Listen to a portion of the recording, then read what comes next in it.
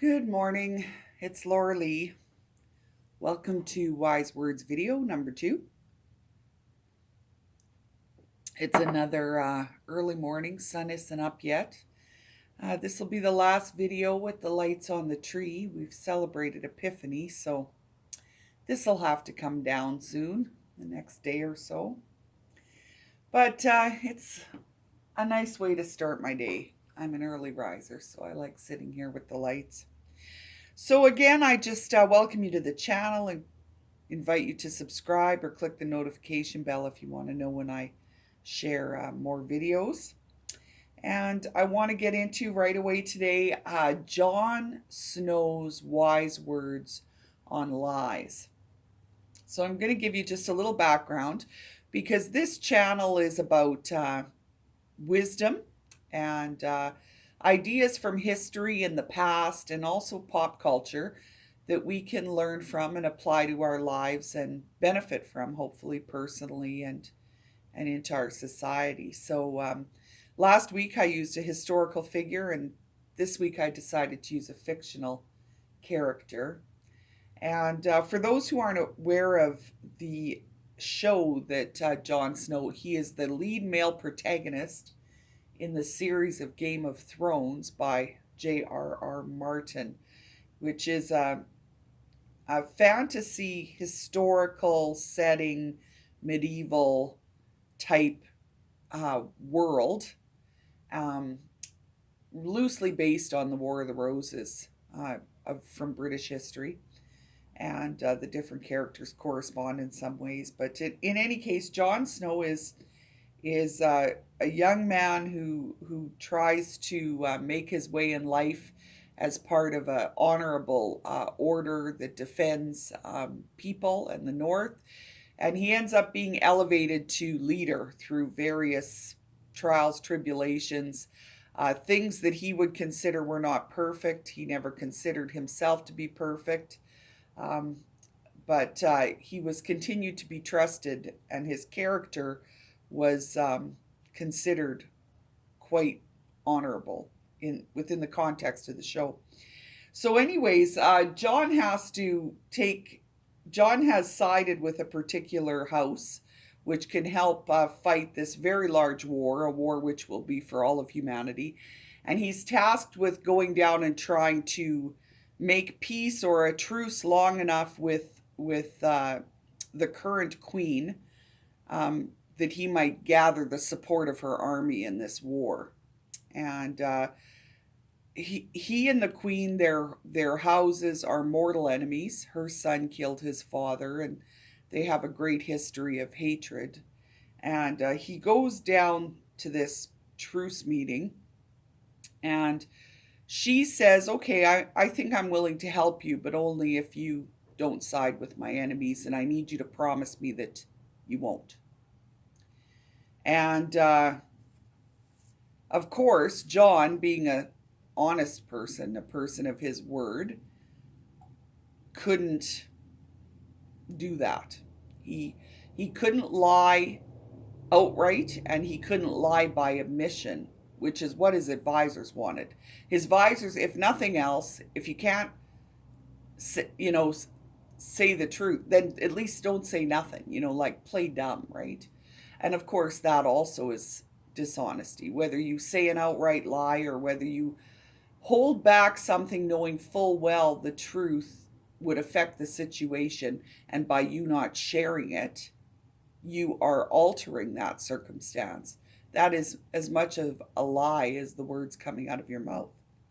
So, of course, when he's challenged by his advisors, these are the wise words that Jon Snow shares with us. He says, "I'm not going to swear an oath that I cannot uphold. Talk about my father if you want. Tell me that that's the attitude that got him killed." Now, here's the important part. "But when enough people make false promises, words stop meaning anything. Then there are no more answers, only better and better lies, and lies won't help us in this fight." So those are John's very clear and wise words. And you know, it's interesting when I was thinking about this. Sorry, I got to just have a sip of my coffee here.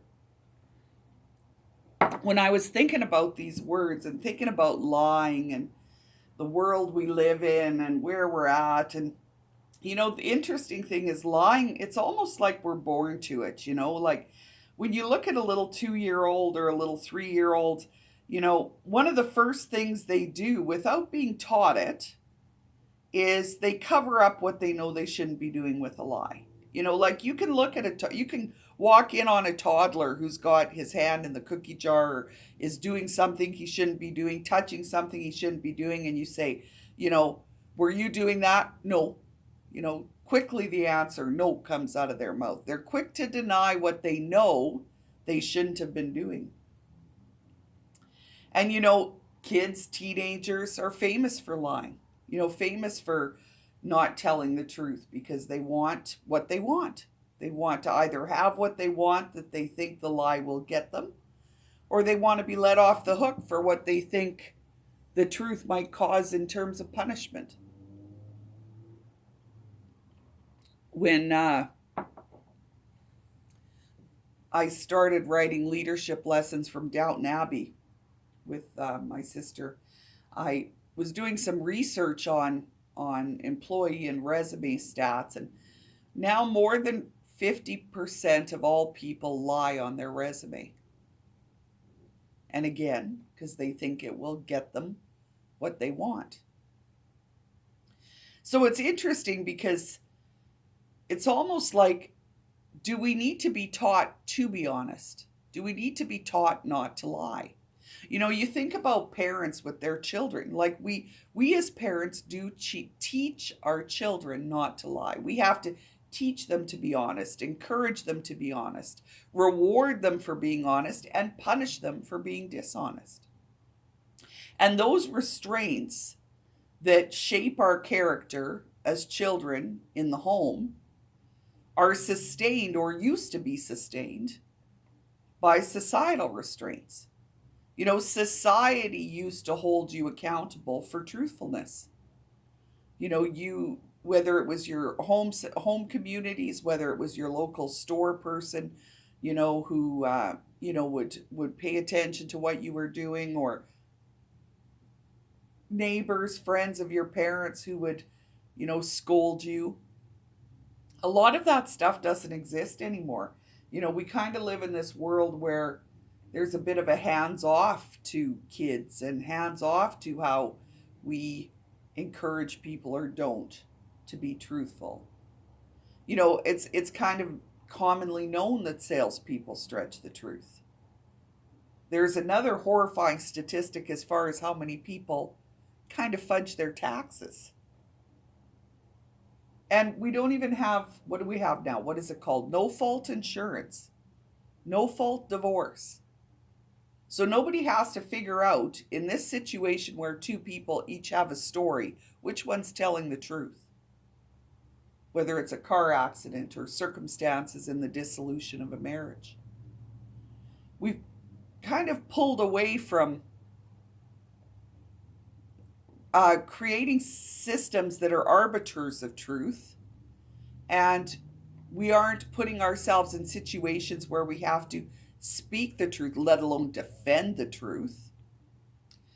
Of course, we've just gone through this crazy period of time where, you know, fake news has become the thing. You know, major institutional media companies, you know, caught doing false stories, focusing on false stories. And then when they have to print a correction, they print it in tiny print on the bottom of the story, but they don't change the original headline. You know, major media companies getting sued and losing for slander. Like, whoever thought that would happen? You know, whoever thought we would be living in a world where there would be an outright false story like that, let alone how much in the media we see lying by omission. Maybe they don't lie, but they just don't cover that story. And as long as it's not heard, well, no one knows the better. but their intention is still to deceive or distract or to draw your line of thinking into a place where they want it to go. So in terms of any of those actions, we're all still in the same kettle of fish as far as what is our intention, and is our intention a virtuous or honorable one? Because if we want to create change in the world, again, and this might be part of almost every video I would think, is, we can't change the world ourselves. We need to focus on changing ourselves. And as individuals change, collectively we change and the world changes. But we can't really fix what we don't see clearly, and seeing clearly comes with being honest. In 12-step programs, they talk about rigorous honesty and almost a painful honesty. I know for many years I've always said, there's nothing wrong with bullshitting yourself a little bit. The problem is when you begin to believe your bullshit.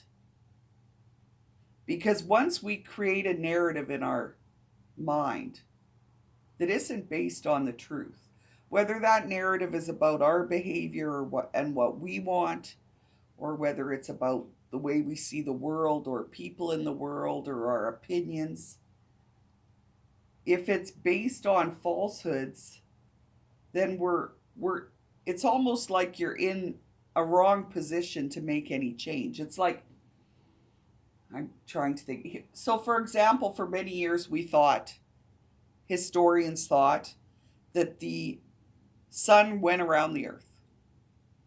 I remember when I was in Sweden, I went to this one cathedral in Lund, and there was this great clock in this cathedral, and even for hundreds of years, the time on the clock was perfect. It was a clock of the stars, but it was entirely incorrect because the assumption was that the sun revolved around the earth and the earth revolved around the sun. So even though it was right, it was wrong.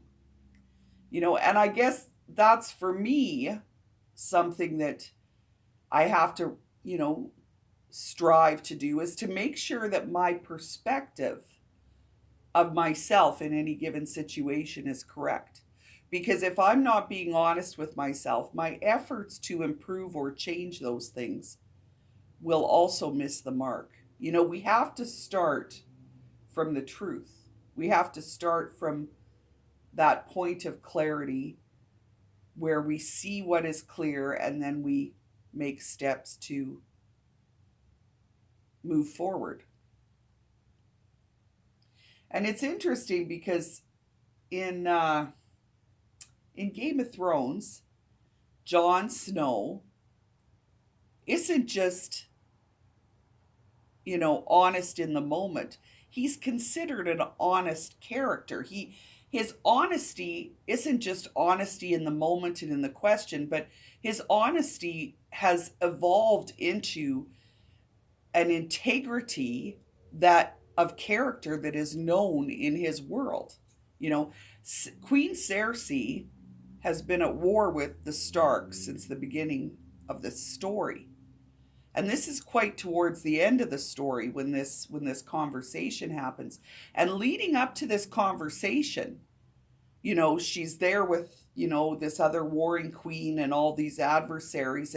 And she looks at Jon Snow and she says, I want the son of Ned Stark to swear to me because I know he will speak the truth. I know he will be honest. And it's interesting because, then Jon Snow leads into the conversation and he says, yeah, that might have been the attitude that got my father killed. Maybe I did the wrong thing, but this is who I am. So not only, being honest in the moment, but being honest to the point at which you are known for your honesty and your trustworthiness. You are considered honest and trustworthy. And I guess the question is that integrity of honesty and trustworthiness, is that a virtue or a character? Excuse me, I need more coffee.